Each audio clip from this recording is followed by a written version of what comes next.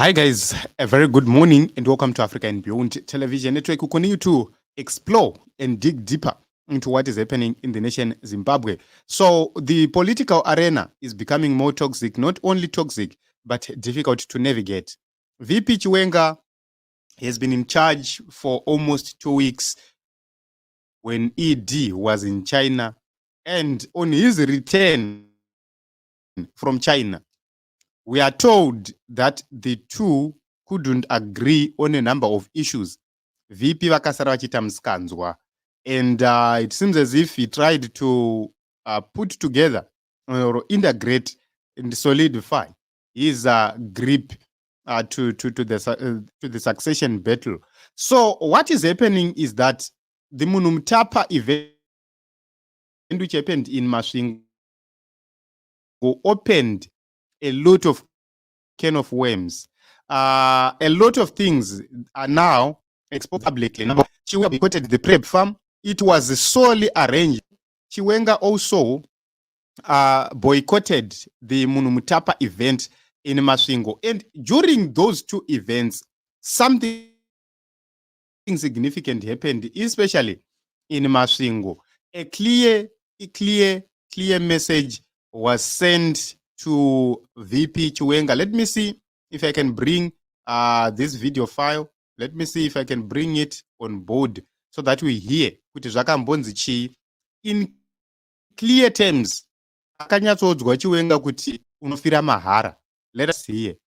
So let me try to upload so that we can hear about that video. Tinyatsonzwisa zvinhu zvacho zviri kuti chikwata ichi chiri chese.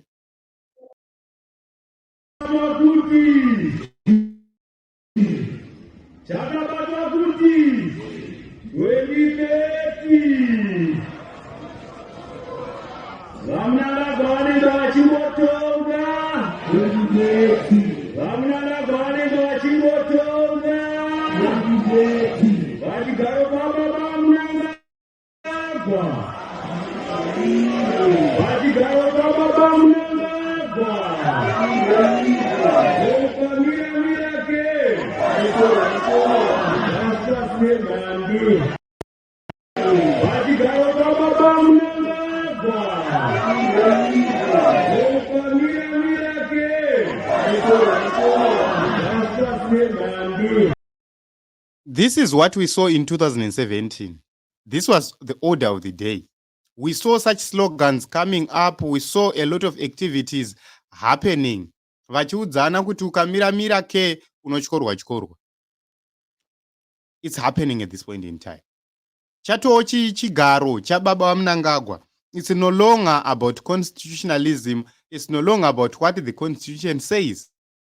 VP Chiwenga is eagerly waiting for the term to end so that he can take over, which means Mnangagwa anenge asina mandate within ZANU-PF and without ZANU-PF.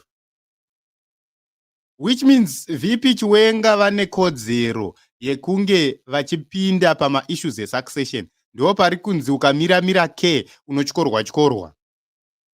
And it's not about it right now. Remember, the vision is poor. This is a very 100% clear message.